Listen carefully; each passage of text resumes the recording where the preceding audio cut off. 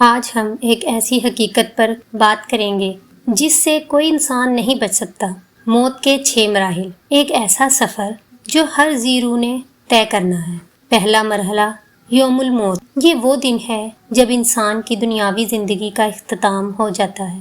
اس دن اللہ تعالیٰ اپنے فرشتوں کو حکم دیتے ہیں کہ وہ زمین پر جا کر اس بندے کی روح قبض کریں تاکہ وہ اپنے رب سے ملاقات کے لیے روانہ ہو سکے۔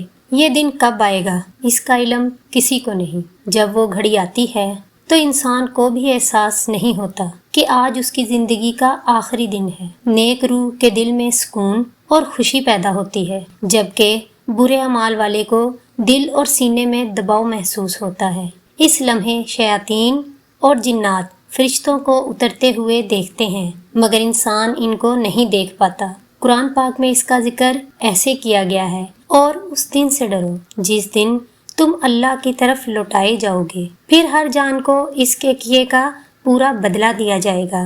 دوسرا مرحلہ روح کا تدریجی طور پر نکلنا، یہ سفر پاؤں کے تلوں سے شروع ہوتا ہے۔ روح آہستہ آہستہ اوپر کی طرف بڑھتی ہے، ٹانگوں، گھٹنوں، پیٹ، ناف اور سینے سے گزرتی ہے، حتیٰ کہ ایک مقام ترکی تک پہنچتی ہے۔ اس وقت انسان کمزوری اور چکر محسوس کرتا ہے، کھڑا نہیں ہو پاتا، جسم کی طاقت ختم ہو جاتی ہے، لیکن وہ یہ نہیں جان پاتا کہ روح جسم سے نکل رہی ہے۔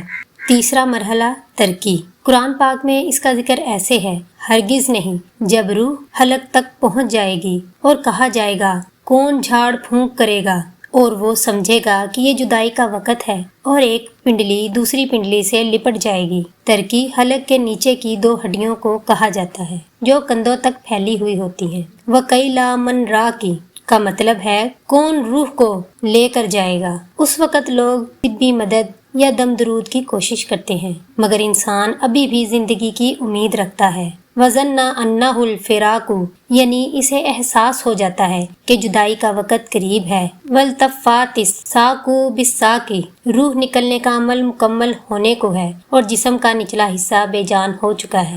چوتھا مرحلہ حلقوم، یہ موت کا سب سے کٹھن وقت ہے۔ پردے ہٹ جاتے ہیں اور انسان اپنے ارد گرد کے فرشتوں کو دیکھنے لگتا ہے۔ قرآن پاک میں اس کا ذکر اس طرح کیا گیا ہے، ہم نے تمہاری آنکھوں سے پردہ ہٹا دیا، آج تمہاری نظر تیز ہے۔ اور دوسری آیت میں ہے، پھر کیوں نہیں جب روح حلق تک پہنچ جائے اور تم اس وقت دیکھ رہے ہو اور ہم تم سے زیادہ قریب ہیں لیکن تم دیکھ نہیں سکتے۔ یہ وہ وقت ہے جب انسان اللہ کی رحمت یا غضب کو دیکھتا ہے۔ اپنی زندگی کے تمام اعمال آنکھوں کے سامنے آ جاتے ہیں۔ شیطان اس لمحے بہکانے کی آخری کوشش کرتا ہے۔ قرآنی آیت ہے، اور کہو اے میرے رب، میں شیطان کے وسوسوں سے تیری پناہ مانگتا ہوں اور اس سے بھی کہ وہ میرے پاس آئیں۔ پانچواں مرحلہ ملک الموت کی آمد، یہاں انسان جان لیتا ہے کہ وہ رحمت والوں میں سے ہے یا عذاب والوں میں سے ہے۔ قرآنی آیت کا ترجمہ ہے، اور جن کی روحیں فرشتے سختی سے نکالتے ہیں ان کے چہروں اور پشتوں پر مارتے ہیں۔ سورہ محمد کی ایک آیت کا ترجمہ ہے کہ مومن کی روح آسانی سے نکلتی ہے، جیسے پانی کا قطرہ مشکیزے سے نکلتا ہے۔ ایک اور آیت میں ہے، اے اطمینان